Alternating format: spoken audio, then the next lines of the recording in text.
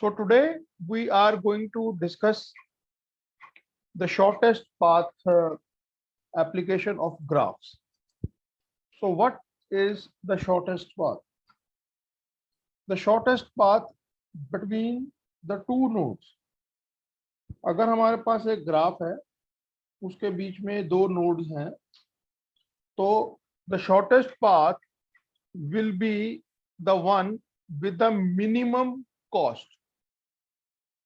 So cost must be given for each edge between the path. इसका meaning क्या है? Shortest path can only be computed for a weighted graph. I hope आप सबको मालूम है कि what is a weighted graph.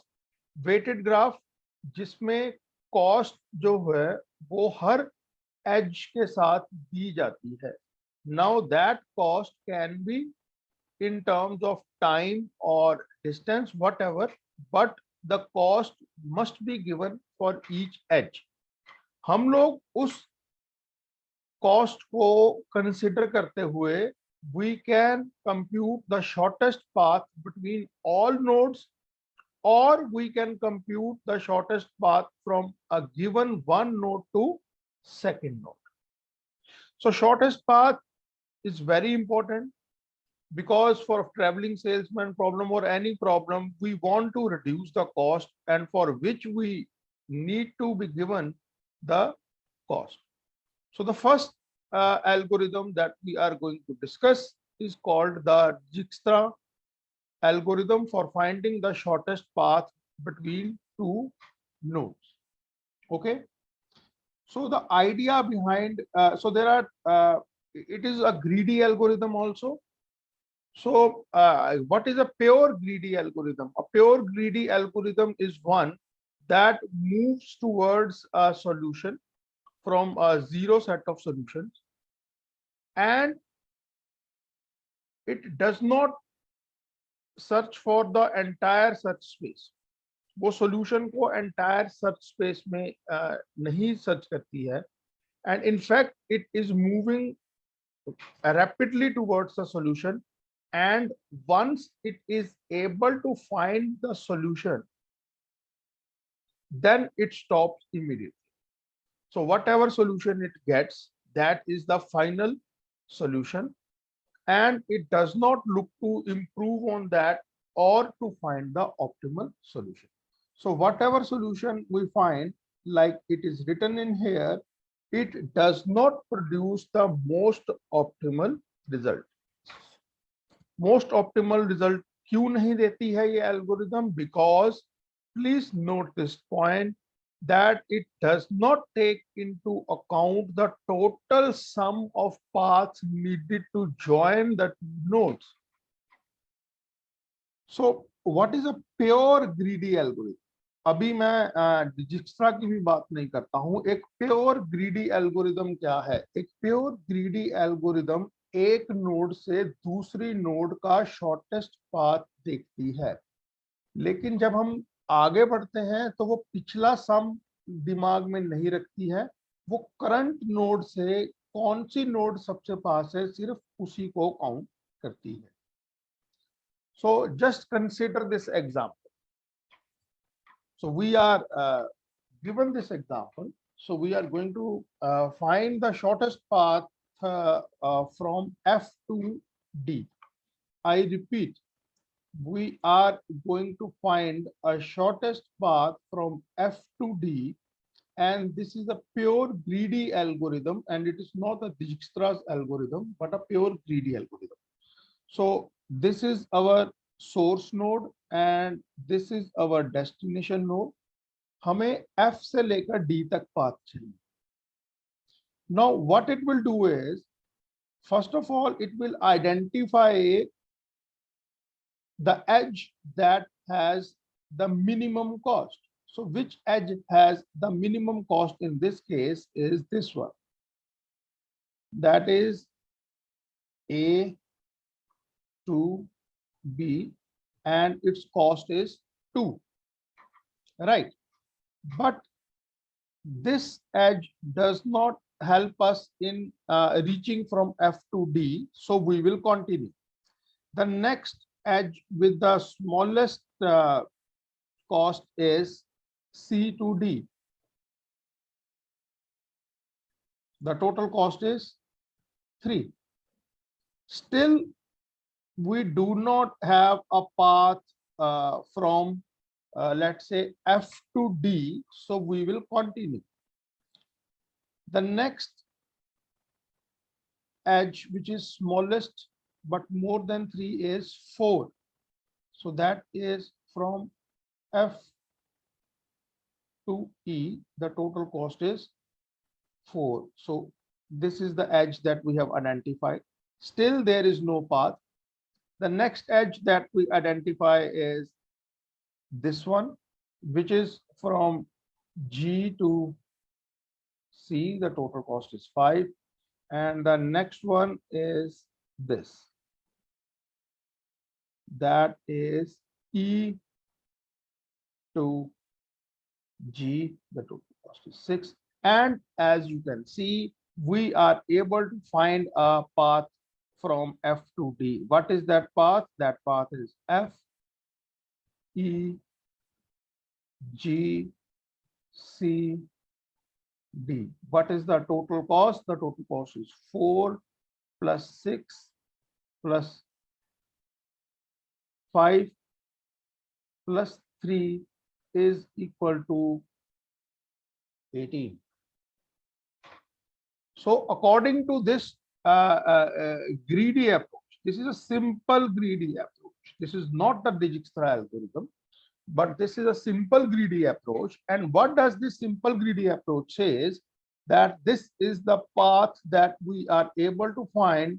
This may not be the best path, but we have taken very less time, and this is one of the solutions of shortest path. But if I look at this graph very carefully, then there is another path, that is F to E and E to D, which is equal to 4 plus 12 is equal to 16. So this could be the actual optimal shortest path.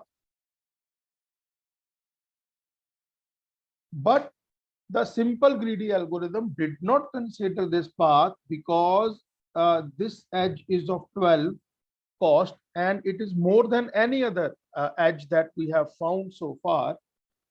And it only considered the edges with small cost. So it did not consider that sum, but it considered the individual cost of the edges. That is why we could not find the optimal result. But as you can see that the computation, there was no computation required at all. कोई sum नहीं निकाला, कोई कुछ नहीं निकाला, time बहुत कम लगा और हमें रिजल्ट बहुत जल्दी मिला. So in cases when their time is less, we can definitely go for a very simple greedy approach. So now after this simple greedy approach, we are going to move towards the Dijkstra algorithm. So this is what we have done. Now as I move down, these notes will be available to you. You can see exactly the way we found the result. The edges have been shown in here. Okay, and as you can see here, the total cost has been computed to be 18, and the path is the one that we selected. Still, this is not the optimal path. So now let us move towards the Dijkstra algorithm. So this is the algorithm for the Dijkstra. Please focus on this algorithm and the steps given in this algorithm. In this algorithm, it is not like that we are not going to recompute or we are not going to calculate the sum. It is different from the first one, but still it is not the most optimal, but it is very close to the optimal. So why it is optimal? Because it considers the sum of the previous path along with the next edge. पिछला sum भी दिमाग में रखेगी और अगला जो सम है उसको उसमें ऐड करेगा then only it will be able to find the shortest path. So first of all, we need to note down the steps that it follows.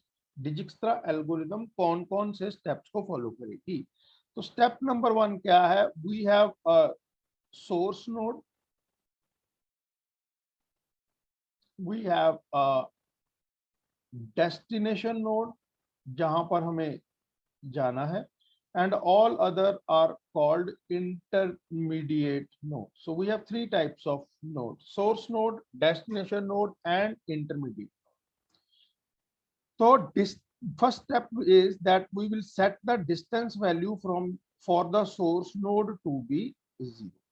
अब हमें सोर्स से स्टार्ट करना है, तो नेचुरली हम लोग ऑलरेडी उस पोजीशन पर हैं जहां से हमें स्टार्ट करना है, तो हमें ट्रेवल करने की जरूरत नहीं है। इसीलिए the distance value of the source node is 0, okay, and the distance value for all the remaining nodes including the destination node will be set to infinity, okay. Next thing, mark all nodes in the graph as non-finalized and set the source node as the current node. हम start कहां से करेंगे? Source से. So source will be set as the current node and all other nodes will be set as non-finalized node. Current node को बाद में हम लोग final कर देंगे and then we will compute the other finalized nodes. For all non-finalized adjacent nodes of the current node, आपकी current node से जितनी भी non-finalized adjacent nodes हैं, हम लोग उनका distance compute करेंगे या उनका distance recompute करेंगे। और अगर नया distance less है as compared to the previously computed distance, तो हम लोग उसको चेंज करते हैं। जो हमारी करंट नोड है हम लोग उसको फाइनल मान लेते हैं। जिस नोड को भी आप फाइनल मान लेते हैं उसको हम लोग रिकॉम्प्यूट नहीं करेंगे, okay, and we will continue. Seems very complex. I am sure that it is very difficult for you to understand it in the textual form what is going on, but now that I am going to give you an example of the Dijkstra algorithm, I expect that all of you will focus on that. So with all the steps that are given in here, total of 4 or 5 steps that have been given, हम लोग Dijkstra algorithm को का example check करें. So this is one example of Dijkstra algorithm. I hope that it is visible on the screens for all.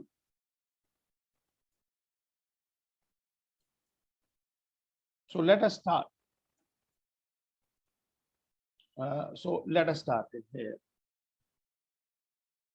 So what we have is the step number 1. What does the step number 1 says? Step number 1 says that set the distance of the source node. हमें जाना कहां से कहां है? हमें जाना है A से लेकर D तक. So A is our source node and D is our destination node. Okay. So first step क्या था? जो सोर्स नोड है उसका डिस्टेंस 0 कर दीजिए और बाकी की जितनी भी नोड्स हैं उन सब का डिस्टेंस जो है वो नल कर दीजिए। I hope all of you understood this thing. हमने जो सोर्स नोड है उसका डिस्टेंस 0 कर दिया और बाकी सभी नोड्स का जो डिस्टेंस है वो इंफिनिटी कर दिया, नॉट नल, इंफिनिटी कर दिया। So let us start. ए के एडजेसेंट कितनी नोड्स हैं, यानी हम लोग ए से कहां कहां जा सकते हैं? एक तो हम ए से ई जा सकते हैं, एक एफ जा सकते हैं और एक बी जा सकते हैं। कितना कॉस्ट लगेगा? अगर हमें बी जाना है तो 7 कॉस्ट लगेगा, और सोर्स यानी हम कहाँ से आ रहे हैं, ए से। अगर हमें एफ जाना है तो कॉस्ट लगेगी 9 ऑफ ए, और अगर हमें ई जाना है तो कॉस्ट लगेगी 14 ऑफ ए, यानी ए से आएंगे तो 14 कॉस्ट लगेगी। इसमें सबसे मिनिमम कॉस्ट किसकी है, सबसे मिनिमम कॉस्ट इसकी। Is it clear? तो हम लोग किसको सेलेक्ट करेंगे, हम लोग सेलेक्ट करेंगे बी को। That means from A we will move to B. लेकिन ध्यान रखने वाली बात यह है कि हमने जो दूसरे कॉम्प्यूटेशंस की थी 14 ऑफ ए और 9 ऑफ ए, इसको इग्नोर नहीं किया है, ये अभी तक कंप्यूट करके रखा हुआ है कि अगर हमें यहां पर पहुंचना है तो हम लोग 9 ऑफ ए या 14 ऑफ ए से पहुंच सकते। Okay, let us start.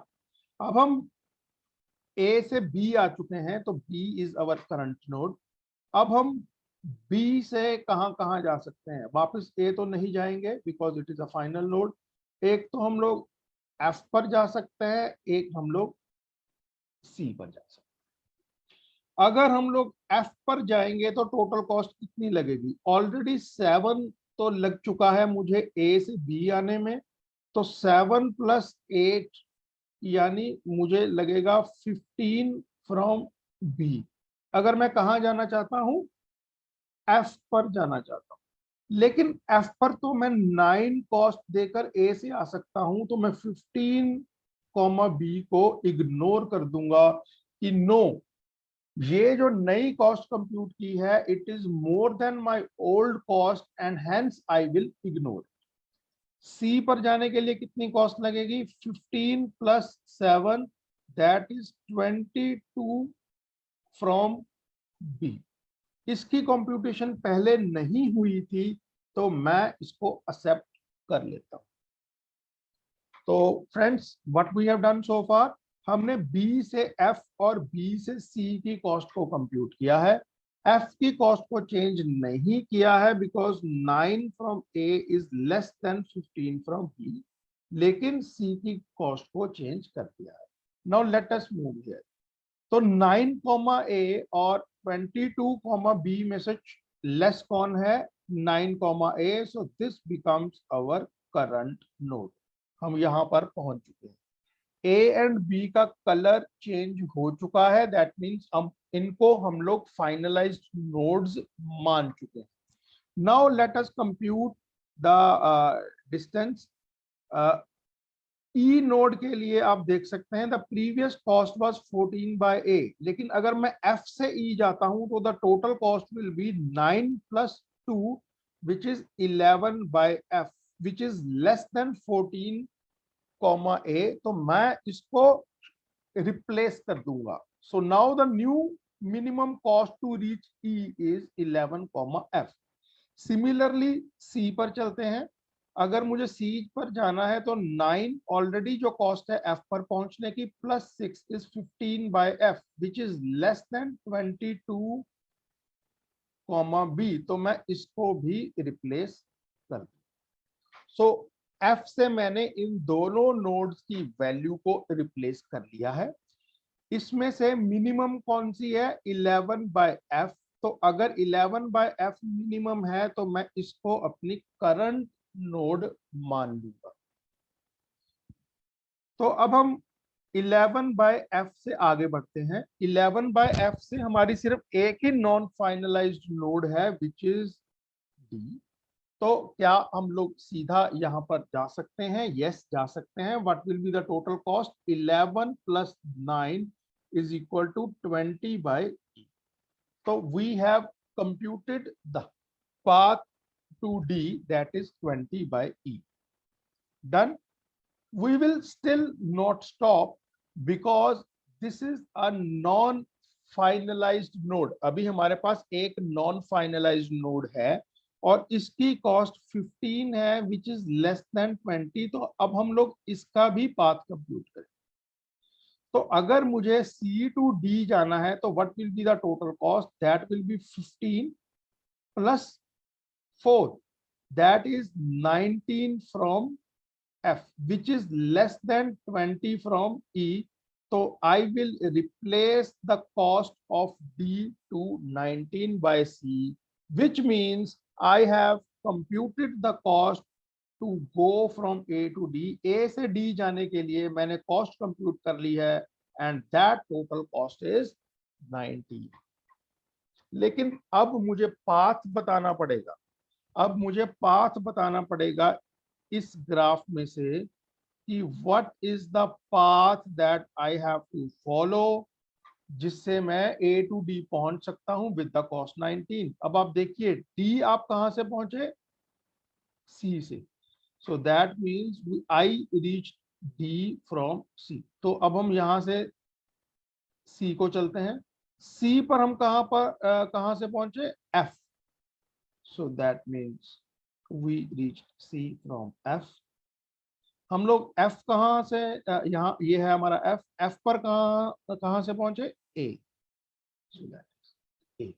So this is your final shortest path from A to D with a cost is equal to 19, which gives the shortest path from A to F to C to D.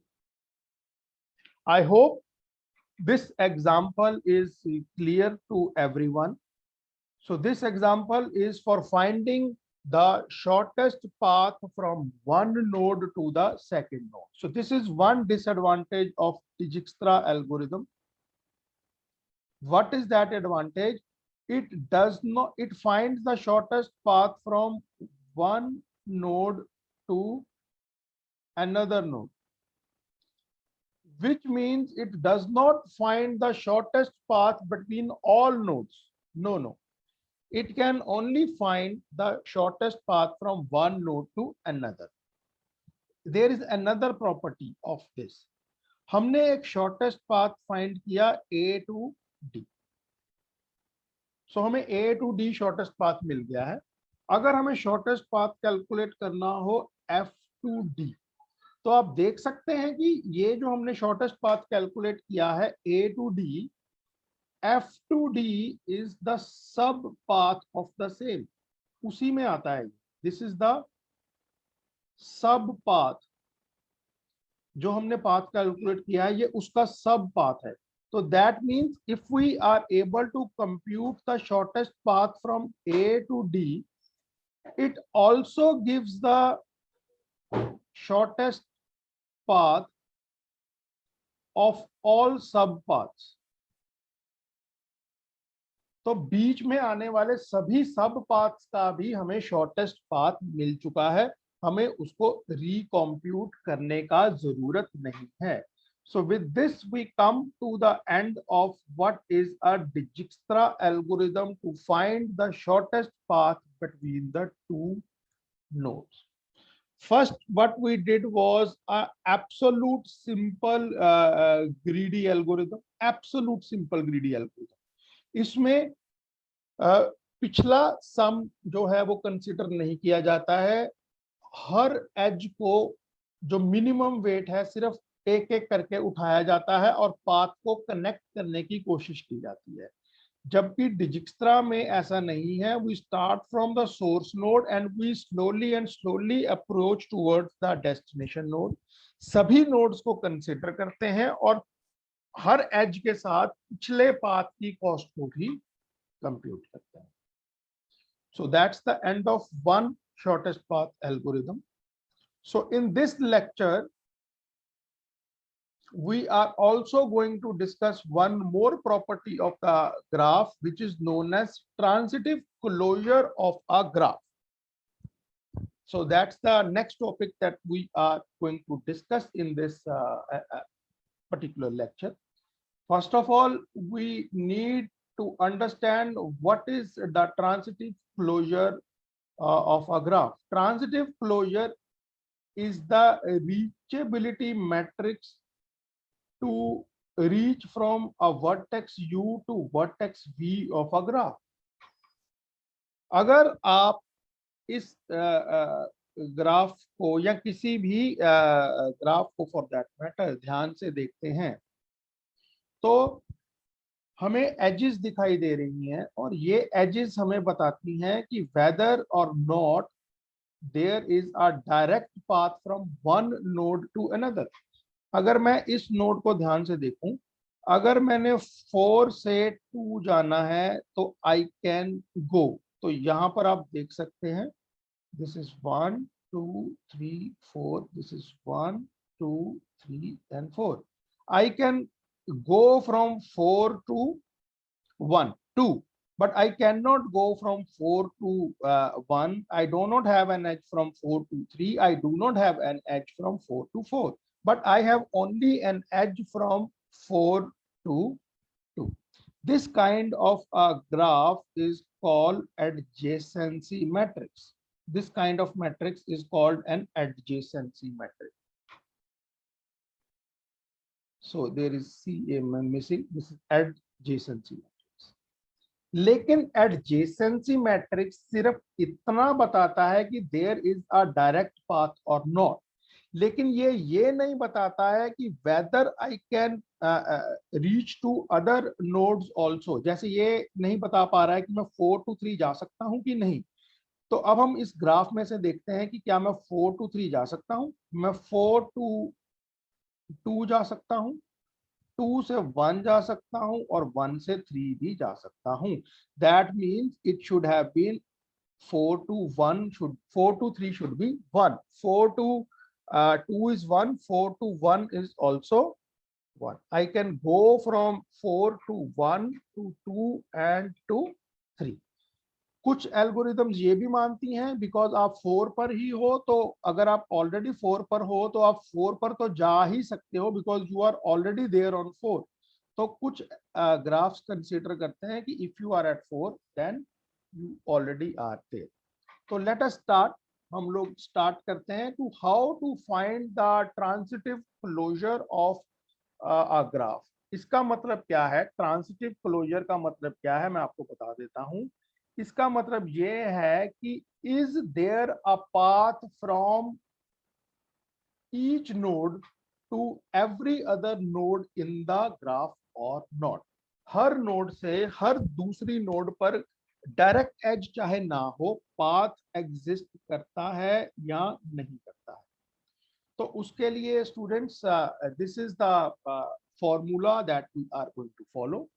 हम लोग सबसे पहले हमें एक graph दिया होता है जिसको हम लोग बोलते हैं एडजेसेंसी ग्राफ। हम एडजेसेंसी ग्राफ का मतलब क्या होता है कि डायरेक्ट एज है या नहीं। तो what is given to us is the adjacency matrix. हम लोग उसको आर ऑफ 0 में कॉपी कर लेते हैं। उसके बाद हम कंप्यूट करते हैं R of 1 and then we compute R of 2, R of 3 and so on, जितनी आपकी यू कैन से वर्टिसेस हैं। हमने आर ऑफ 2 को स्टूडेंट्स कैसे कंप्यूट करना है, आर ऑफ 2 को कंप्यूट करना है with the help of R1 and R3 को कंप्यूट करना है with the help of R2। तो फॉर्मूला क्या है स्टूडेंट्स, ये यहाँ पर फॉर्मूला दिया गया है। अगर हमें R2 के लिए R2 ऑफ 3,3 पर चेक करना है कि whether there is an path from 3 to 3। R2 graph में प्लीज फोकस, हमें कंप्यूट करना है कि whether there is an edge from और a path from 3 to 3। We will check the entry R1 of 3,3। अगर R1 में 3/3 के लिए पाथ एग्जिस्ट करता है, इट मीन्स कि R2 के लिए भी 3/3 के लिए पाथ एग्जिस्ट करता है, रिकम्प्यूट करने की जरूरत नहीं है। लेकिन अगर R1 के 3/3 में पाथ एग्जिस्ट नहीं करता है, तो हम लोग R1 के 3/2 और R1 के 2/3 में चेक करेंगे कि क्या इन दोनों में पाथ एग्जिस्ट करता है कि नहीं करता है। अब क्वेश्चन ये है, please focus, I repeat please focus कि ये 2 कहां से आया। This 2 is the R2 that we are going to compute। हमें निकालना किसका पाथ है, 3/3 का। अगर तो पिछले मैट्रिक्स 3/3 में पाथ एग्जिस्ट करता है तो बात खत्म। अगर नहीं एग्जिस्ट करता है तो हम लोग पिछले मैट्रिक्स की 3/2 और 2/3 में चेक करेंगे कि अगर दोनों में पाथ एग्जिस्ट करता है तो हम लोग उसकी वैल्यू को 1 सेट करेंगे।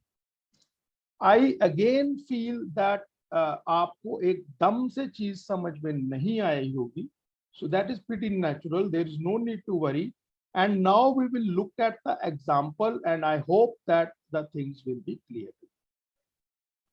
So let us have a look at this example very carefully, and we are going to move very fast towards this example as time left in this lecture is less. So let us start. So look at this graph very carefully. आप A से कहां कहां जा सकते हैं, आप A से B जा सकते हैं, that's it, आप और कहीं नहीं जा सकते।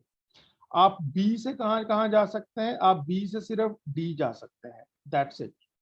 आप C से कहां कहां जा सकते हैं, आप C से कहीं भी नहीं जा सकते। आप D से कहां कहां जा सकते हैं, आप D से एक तो A को जा सकते हैं और आप D से C को भी जा सकते हैं। So this is called A, and A is called the adjacency matrix. So what we are going to do, we are going to copy the adjacency matrix to the R0. Same has been copied to the R0. क्योंकि ये जो हमारा matrix है इसका number क्या है, 0, इसका number है 0। तो हमने, आप ध्यान से देख सकते हैं कि 0th रो और 0th कॉलम, यानी ये वाली रो और ये वाले कॉलम को हाईलाइट कर दिया है। इसलिए हाईलाइट किया है कि हम लोग इसकी वैल्यू को चेंज नहीं करेंगे, हमें जो वैल्यूज चेंज करनी है वो सिर्फ नॉन हाईलाइटेड की चेंज करें। तो आप ध्यान से देखिए, शुरू करते हैं। जिसकी वैल्यू ऑलरेडी 1 है उसको कंसीडर नहीं करना है, क्योंकि उसमें तो ऑलरेडी पाथ एग्जिस्ट करता है। हमने सिर्फ उन वैल्यूज को चेक करना है जिसका एग्जिस्टिंग पाथ 0 है। तो स्टार्ट करते हैं। इसकी वैल्यू 0 है, लेकिन इसके कॉरस्पॉन्डिंगली ये वाली और ये वाली वैल्यू दोनों 1 नहीं है, तो ये वाली वैल्यू चेंज नहीं होगी। Now come to this one, इसकी वैल्यू 0 है, लेकिन यहां पर वैल्यू 0 है और यहां पर भी 0 है, तो ये भी चेंज नहीं होगी। नाउ कम हियर, यहां पर इसके कॉरस्पॉन्डिंगली ये वाली वैल्यू 1 है, मगर ये वाली वैल्यू 0 है, तो ये भी चेंज नहीं होगी। Come to this one, 0, no change in value. Come to this one, the value is 0, so no change. Come to this one now. Now अगर आप इसके कॉरस्पॉन्डिंगली ये वाली वैल्यू चेक करें विच इज 1, और इसके कॉरस्पॉन्डिंगली ये वाली वैल्यू चेक करें 1, that means there is a path between these two nodes and this will become 1. So we can change this one to 1. Now come to this, it is already 1. Now come to this, this will not change as this is 0. So only one value has changed, and because this value has changed, हम लोग सारा का सारा R0 R1 में copy कर देंगे और सिर्फ इस वैल्यू को 0 की जगह 1 कॉपी करेंगे। So I hope this is very clear to you. Now let us move towards computation of R2 with the help of R1. I repeat, we are going to compute the value of R2 with the help of R1. इसी तरह से highlight कर दिया है हमने। इस बार 0 की जगह फर्स्ट रो और फर्स्ट कॉलम को हाईलाइट किया है और वैल्यूज को अब हम लोग चेक करें। ये फर्स्ट 2 वैल्यूज चेंज नहीं होंगी। अगर मैं ये वाली वैल्यू को देखता हूं तो इसके कॉरस्पॉन्डिंगली दोनों वैल्यूज 1 है, तो ये वाली वैल्यू डेफिनेटली चेंज होगी। Is it clear? तो इसके अलावा एक ये वाली वैल्यू चेक करनी पड़ेगी हमें, ये लास्ट वाली। इसके कॉरस्पॉन्डिंगली यहाँ पर भी 1 है और यहाँ पर भी 1 है, तो एक ये वाली value change. So only 2 values will change. तो उसके कॉरस्पॉन्डिंगली मैंने R2 को कंप्यूट कर दिया है। अब हम R2 से कंप्यूट करेंगे R3 को। तो इसमें स्टूडेंट्स एक भी वैल्यू चेंज नहीं होगी, बिकॉज किसी के भी कॉरस्पॉन्डिंगली अगर आप ध्यान से देखेंगे तो पूरा का पूरा सी जीरो है, पूरा का पूरा कॉलम जीरो है, पूरा का पूरा रो जीरो है। इसका मतलब वैल्यू चेंज होने का सवाल ही नहीं है। तो let us now move towards how to compute the R4। R4 will be our last matrix, क्योंकि total number of vertices R4। तो R4 को भी एक बार कंप्यूट कर लेते हैं। तो व्हाट इज R4? R4 में सबसे पहले ये वाली वैल्यू बेटा चेक करनी है हमें, इसके कॉरस्पॉन्डिंगली 1 है और 1 है, तो this will be change to 1। C वाली वैल्यू चेक कीजिए, थर्ड वाली, इसके कॉरस्पॉन्डिंगली 1 है और यहाँ पर भी 1 है, तो this will be change to 1। Similarly यहाँ इसको चेक कीजिए, 1 and 1, so this will change. This corresponding to this, it is 1 and 1. This will also change and this will also change. For C, nothing will change. So that's it. This is the final matrix which shows that there is a path from one node to the last node, and this is called your transitive closure of a graph. हम लोग इसकी बाकी की चीजें in the next lecture discuss करेंगे। आज आपकी lab है in the evening, so we will have a lecture in the lab. So I hope all of you will be available. This lecture will be available on the